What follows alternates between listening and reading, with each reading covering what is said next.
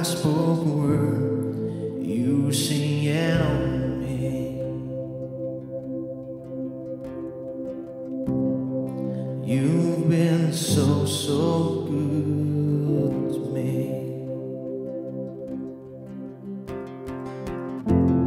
Before I took a breath, you breathed your life in me. You've been so, so kind to me. Oh, the overwhelming, never-ending, reckless love of God. Oh, it chases me down, fights till I'm found, leaves the 99. And I couldn't earn it, I don't deserve it. Still you give yourself away. Oh, the overwhelming, never-ending, reckless love of God.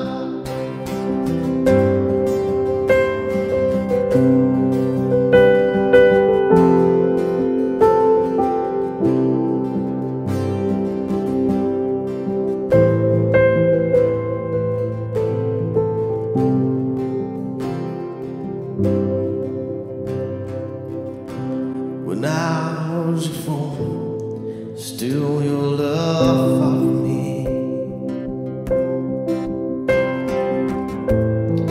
You've been so, so good to me. When I felt no worth, you paid it all for me.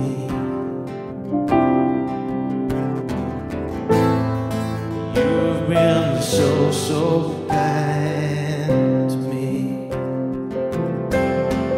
Oh, the overwhelming, never-ending, reckless love of God. Oh, it chases me down, fights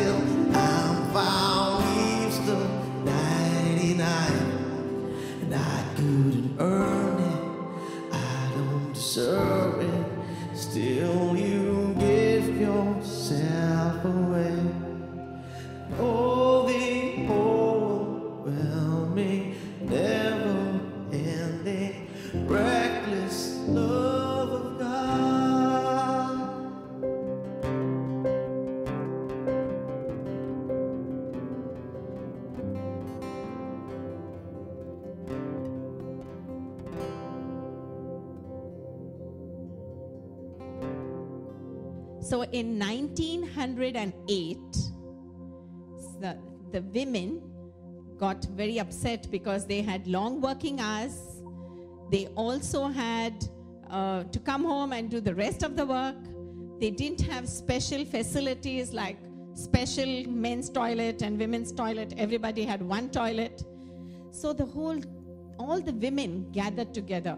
There were about 15,000 women that got together and marched on to New York City to say, we want a change. We want equality. We work as much as the men, but we get half the salary. And they didn't have the right to vote. So it started with a group of women that got together and went up to New York City.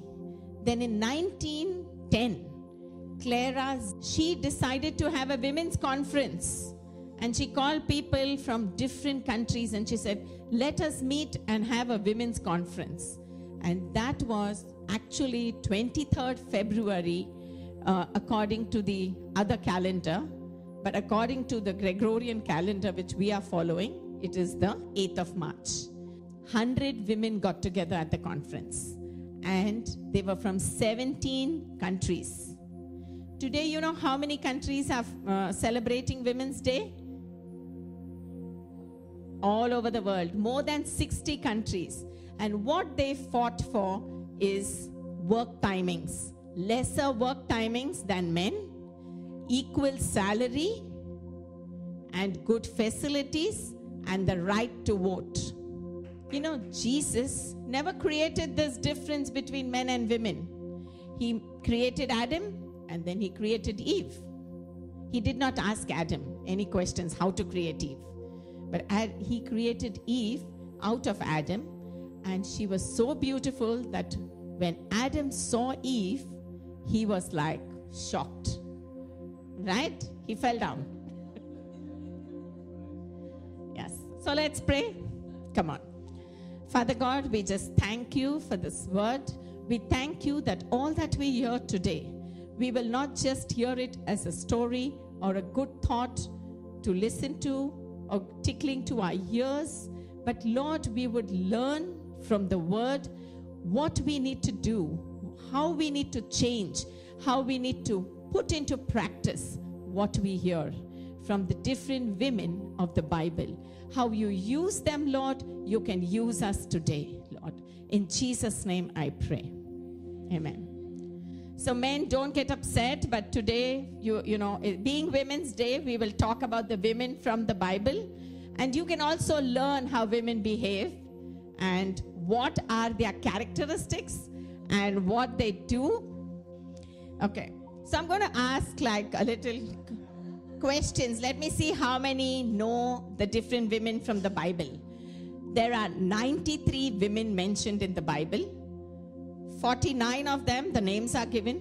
And some of them are victors. Some of them are victims. Some are queens. Some are prophetess. Some kill somebody also. Some are murderers. But many of them that are mentioned have changed the course of history. Are you going to be a history maker? Yes. So say, I am going to be a history maker. Men can also say that. I am going to be a history maker. Come on. Yes. There are great men in the Bible. On Men's Day, we will share about them. Okay, so now. Okay, so I'm going to ask, how many Marys are there? Which Mary do you know? Mary Magdalene. Okay. Mary, the mother of Jesus. One more Mary. Who was the Mary in Bethany? Correct. Lazarus' sister. You know that town, when people walked into Bethany, they didn't say this is Bethany. They said, oh, this is the town of Mary and Martha. Are they going to say this is the town of Cheryl? Come on, we have to make that difference. They have to say that this is the town of Cheryl. This is the place where Preeti lives. This is the area of Preeti. I think we have to make the difference. Yes, we have to say, Kurla, this is the place where Sneha lives. So if you read the Bible, it says in Bethany, the town of Mary and Martha, we have to reach there. That is our goal, because we stand as the light. We have Jesus' light inside us, and that's how the lighthouse shines. We need to shine. Okay. Who was Hannah? Come on, from the Bible. Whose mother? Correct, Samuel's mother. Who was Deborah? Was she there in the Bible? Yes, she was a judge. You know, Moses led the people out of Israel. Joshua took them into the promised land, and then the people disobeyed. You know, so Deborah was raised as a judge at that time when Israel was getting into a lot of problems and lot of wars. And she even went and fought the war along with Barak. Okay. Who's Miriam? Moses' sister. She was also a prophetess. Who is Priscilla? Come on. She's from Acts. Whose wife was she? Come on. Priscilla and Aquila. They were church leaders. There was one more, Junia. She was an apostle in the New Testament. Okay. Who was Jehosheba? I know, very difficult, because I also didn't know. I had to look it up. Yeah. So she was the daughter of King Jehoram. She was a princess, the first, only princess in the Bible, married to the high priest, Jehoiada. And normally it does not happen. The princesses don't marry the high priest, but this God had a divine plan for her. She was a very bold and courageous woman. You know, we think we are not bold, we cannot do these things, but we can with the power of the Holy Spirit. Sometimes we are in a situation where a husband and wife are fighting. I just got reminded during worship. And Sarah was a little baby, and I was just nursing her. And the husband just went to hit the wife, and I just got up from the chair as I was nursing her, and I just caught his hand. I know, I would never do such a thing. And Bosco was saying, no, don't get upset, don't get angry, he was telling him. And I just caught his hand. He was too shocked. I said, you cannot raise your hand on your wife.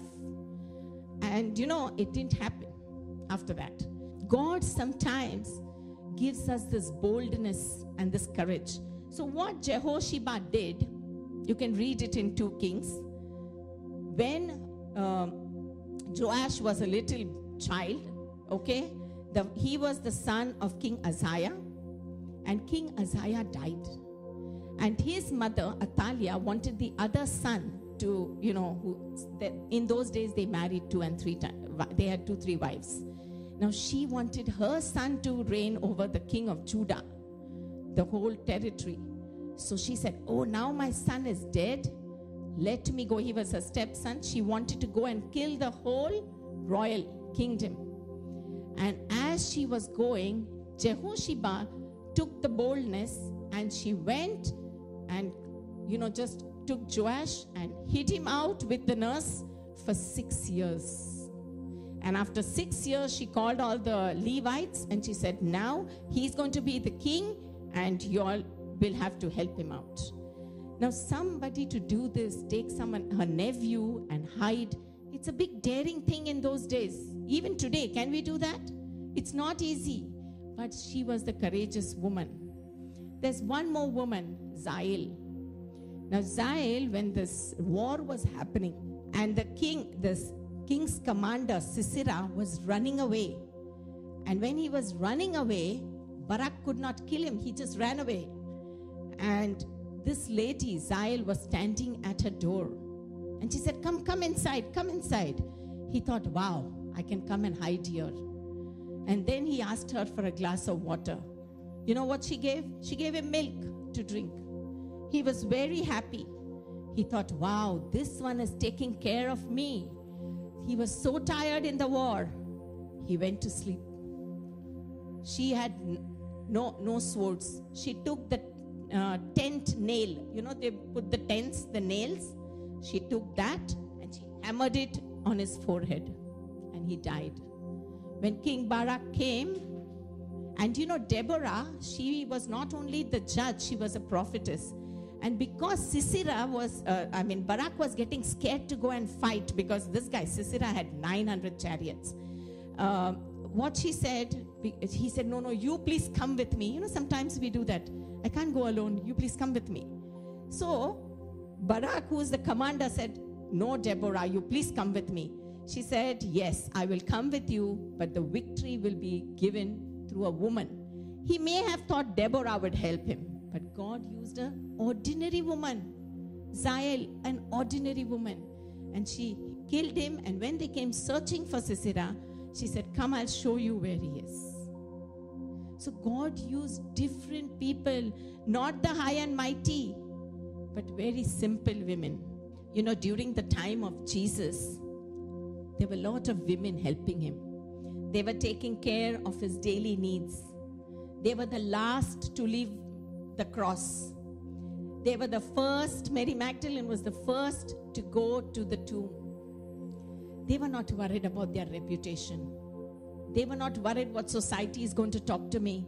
Oh, this one has become very holy. This one is going to church. No. I tell you, you stand for God, and people will come to you and say, pray for me. People will say, oh, this is the person I trust.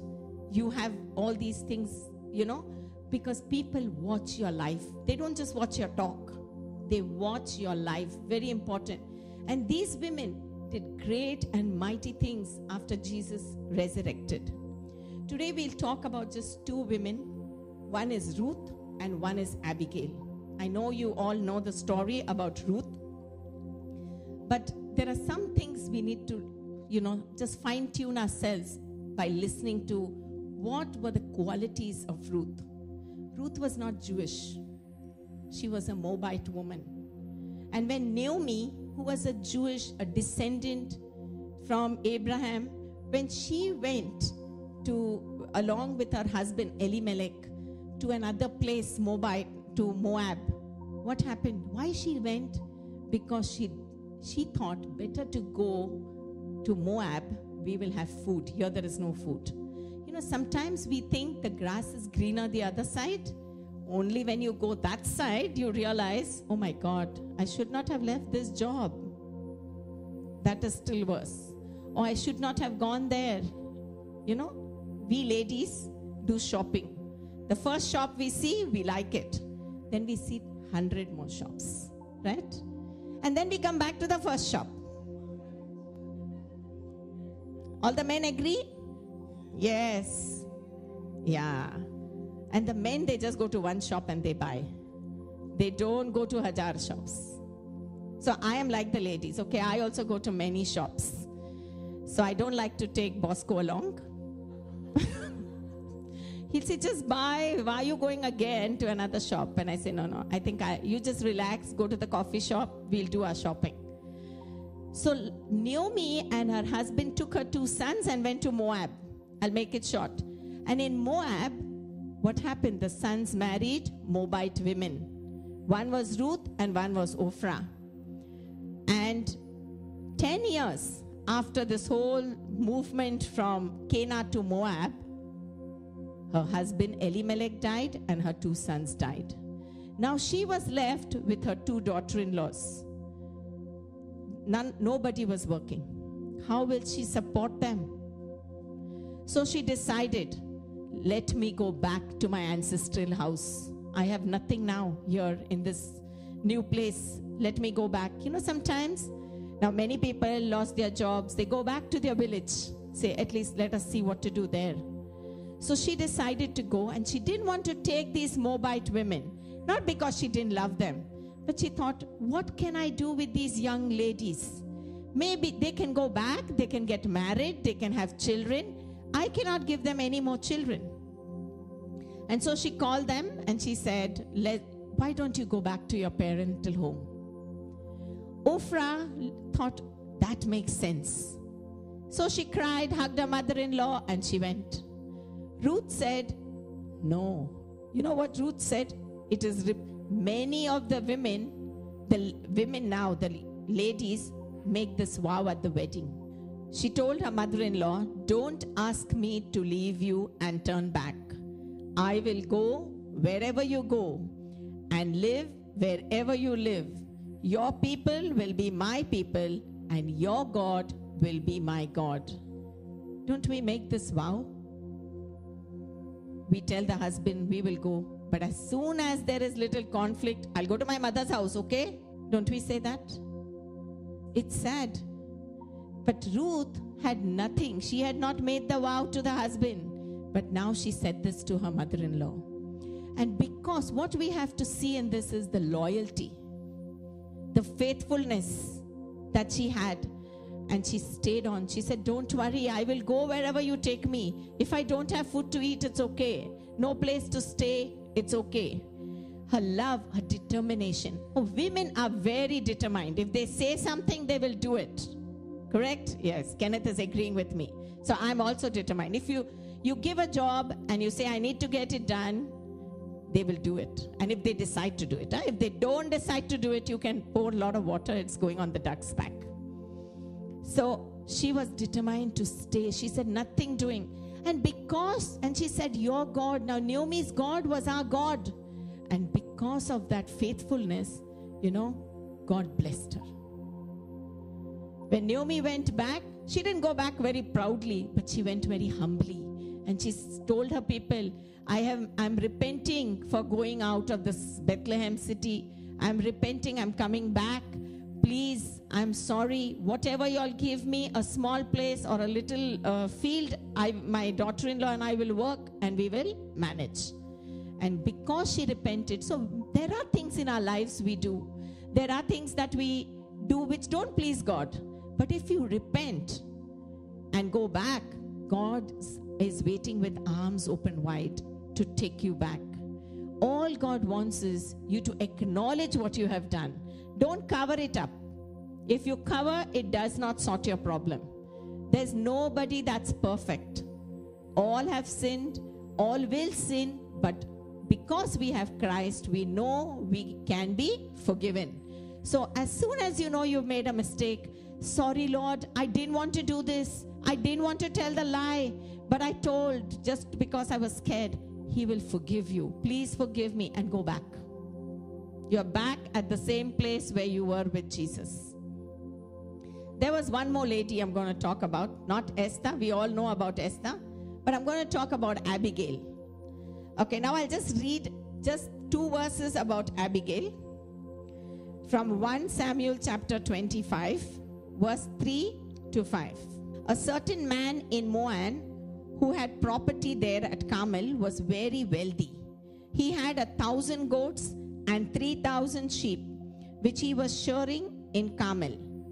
His name was Nabal, and his wife's name was Abigail.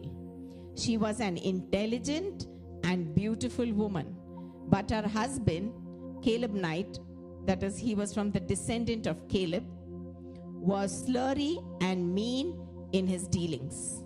Okay, so Abigail was a very beautiful and gorgeous, very gracious woman. And in those days, they could not choose their husbands. So it was like arranged by the parents. So her parents got her married to a wealthy man. Sometimes, we also look for a wealthy man to marry, who has a house, who has a car.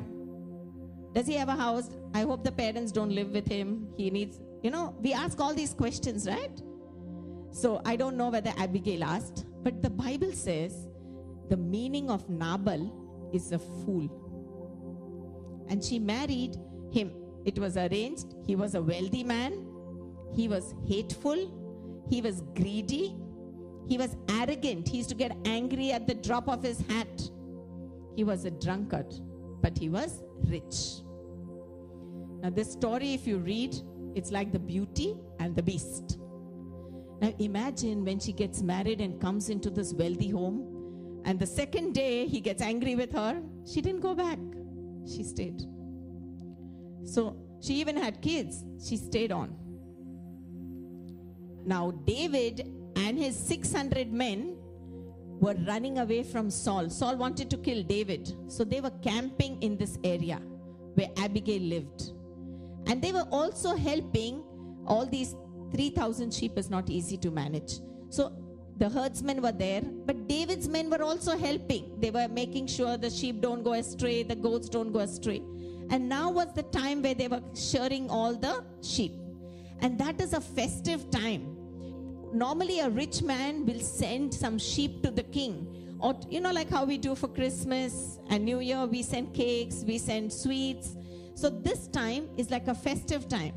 And so David sent some of his men, the story goes like this, saying, go to Nabal, he's a rich man, it's the shearing time, and tell him King David is here, and to send some sheep, just for them to eat. But Nabal, if you read, got very angry. Who is this King David, the son of Jesse? Who is he? What he thinks of himself, that he sends his people to ask me for sheep? And he insulted them, said, I'm not going to give. The men went and told David. David got very angry. He said, today I'm going to kill Nabal and his whole family. One of the servants heard all this, what was happening. And what they did, they went and told Abigail. Said, no use telling this Nabal, your husband, sir, you can't tell him because he is very hot-tempered, he is angry. So, David will come and kill all of us. She did not waste time. She immediately packed quite a few things. I wrote them down. 200 loaves of bread, 2 skins full of wine, 5 dressed sheep. Dressed as they are like almost ready to eat, cooked. 30 kgs of grain, 100 cakes made with raisins, and 200 cakes made with figs. So she all had it ready because they're rich, so they must be making this and keeping. She put it on the horses and she sat on one of the donkey and she went. Now she risked her life. What if David would see, oh, you are Nabal's wife, finish you here only, correct?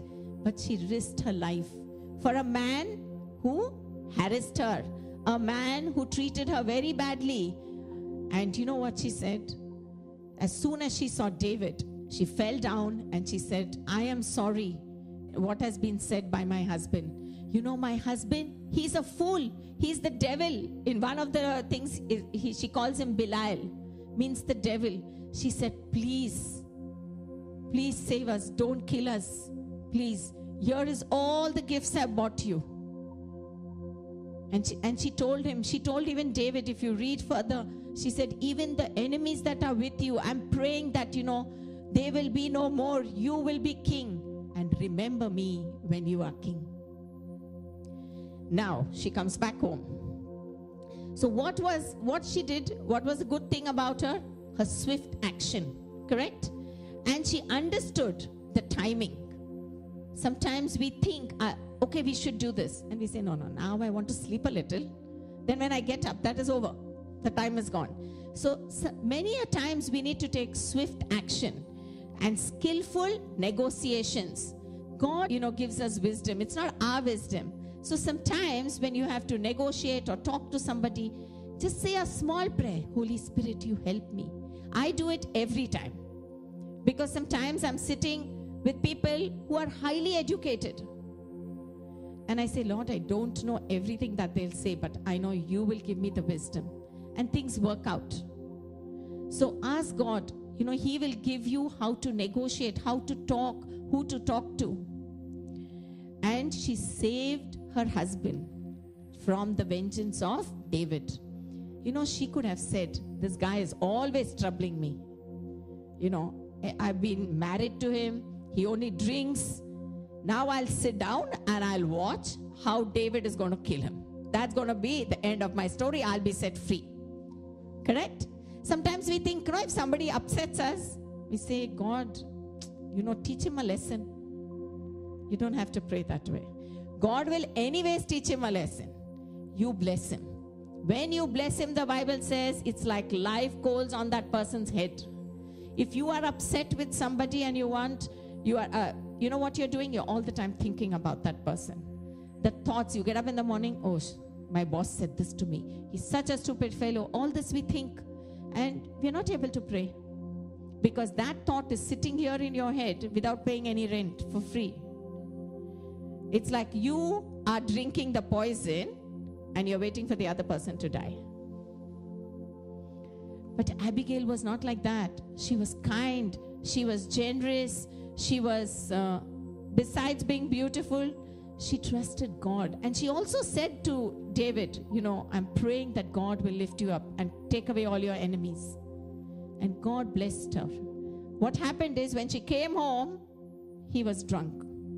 Can you talk to a drunkard man? No use. He doesn't know what he's saying. He doesn't even hear you properly. She was wise. She did not tell him anything. She waited for morning. Morning at the breakfast table, she tells him, you know what I did? I went and met David. Otherwise, we would all have been dead. I gave him this and this is what happened.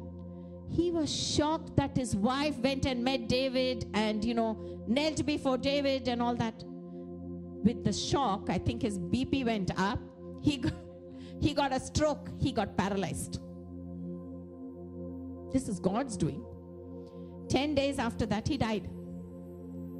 When this news reached David that Nabal died, he sent word for her through his servant saying, tell Abigail to come. He married Abigail. So imagine from marrying a fool, but standing, with her husband through all the thick and thin. God blessed her, and then she became the queen. I have a few words for those that are not married. Okay? If you are dating a man who's like Nabal, who gets angry, you're fighting, be careful to go ahead. He may promise you that he will change after marriage. Let me say it's a lie. Good marriages are not built on emotions or beauty or the handsome qualities. Even for the men, the girls may be very beautiful, but if that is not from God, move away. So it is not how intellectual they are, what is their social standing. It's not the sexual attraction. But let me tell you, good marriages are built on the principles of the Word of God. Yes. Very important for us to pray. Pray, God, give me a man after your heart. Don't worry about the riches. They will follow you. Don't worry about the house. It will follow you. When I got married, we didn't have a house. We stayed on rent. God blessed us today. So ask God for a man after God's heart. Because if the man is after God's heart, he will treat you well. Same way with the men. Ask God to give you wives who are after God's heart. They'll be diligent. They will be caring. They will stay with you for the rest of your life. Now, I want you to take back from this story in an acronym called SPECIAL. Today is a special day for us. Yes. So we will look at the spelling of special. S stands for, come on, seek the Lord.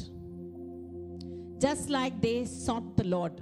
When Ruth heard about from Naomi, she said, this is the God I want. And in the Bible, in Matthew 6:33, it says, seek the Lord.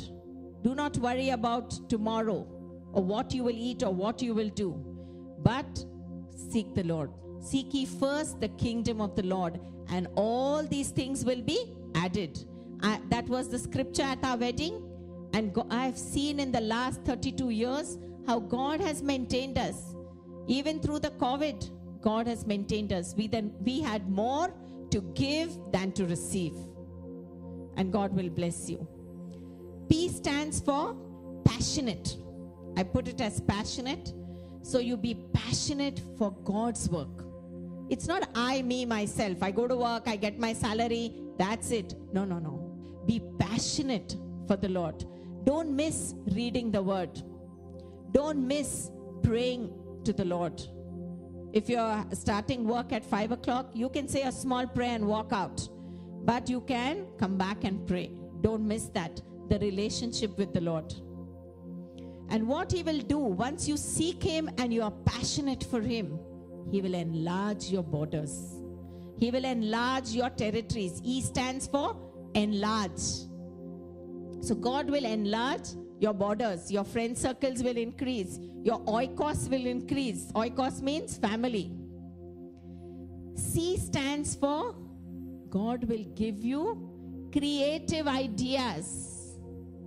God will give you different ideas. Think of that. C stands for change. Everything we do in a day, we have so many decisions to make. And God, just ask God, is this the right decision to make? He will guide you. So change is inevitable, but He will give you creative ideas for the change. I stands for inclusive. Don't cover yourself saying, I just, this I can't talk to anyone. This is just me. This I must not share. Include everybody. Take everyone's ideas if you're trying. So be inclusive. So when you get everyone together, we are all one family. Be inclusive. I stands for inclusive. What Naomi did, she got her daughter-in-law. She could have said, you'll do what you'll want. I'm going. No, she called them and she spoke to them. I don't have any more sons. I can't do a thing. And then they came to a decision. So be inclusive. Even when Abigail's servant told her what happened, she said, okay, come on, all of you come. Just help me. Let's load the donkeys. And so get people on board. Actually, when we started the COVID, I was little concerned about those families that were staying at the university. So I and Cloti were talking. And we just took out some money from the bank and we bought some groceries and I went and gave them. And then Cloti said, come on, I'll also pool in. And then Doreen and Karen. And then we had people we didn't know. I had the president of Rotary Club who gave me 100 bags. And then she told her other friends. And they also gave us 100, 200 bags. So this is how it will spread. Just like how the social media, Instagram, it will spread like that. So once you interact and be inclusive, and what A stands for, application. What did we learn? Apply it in your life. Don't just listen and keep it. Apply it in your life. You see something, now we've had a good experience with giving groceries, right? So what is the next? God will give us another creative idea. Don't just wait there. Apply it. Don't just listen and keep it. Apply it. Lastly, love.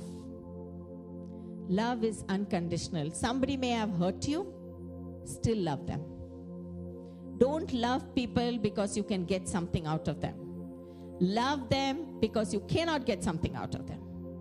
Jesus did not want anything from us, but He still loved us. So much so that He came down, He sent His Son, Jesus came down, and He died for us on the cross.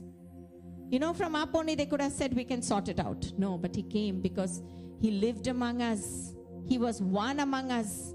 And He said, He experienced the same emotions that we went through, but He went much more. He went to the cross, He died, He rose again, and today we have eternal life. All we need to do is just believe in Him. If you are going through any tough times, let me tell you, these tough times don't last, but tough people will last. God is making us tough on this earth. Because it is not us, it's His strength. He's gone through all this and much more. I don't think we would survive in those days and in the circumstances Jesus went through. So we are much, we have like maybe 1%. And so God's saying tough people will last. And whatever is the storm, we sang the song, He will raise you up. When the storm comes, don't run away. Don't hide under a bushel, but stand and face the storm, because it is not you, it is Jesus who's standing before you. He will give you the strength. And if any of you have not accepted Christ, or if there's something in your life that you need to repent from, this is the time. All you need to say is, sorry, Lord, I come before you with my past. I come before you with all that I have been doing. in ways that I have failed you, in ways that I have disobeyed you, Lord, I ask you forgiveness. I tried myself without you. I ask you to come into my life. You come, Lord Jesus. Take hold of my life. I surrender my life into your hands. Take me, Lord. And Lord, you lead me and you guide me. You are the Lord of my life. From now on, I recommit my life to you. I surrender my life completely into your hands. You lead me, Lord. You guide me, Lord. And you take over every decision in my life. Let your presence go before me, Lord. And let your favor and anointing rest upon me. In Jesus' name I pray. Amen.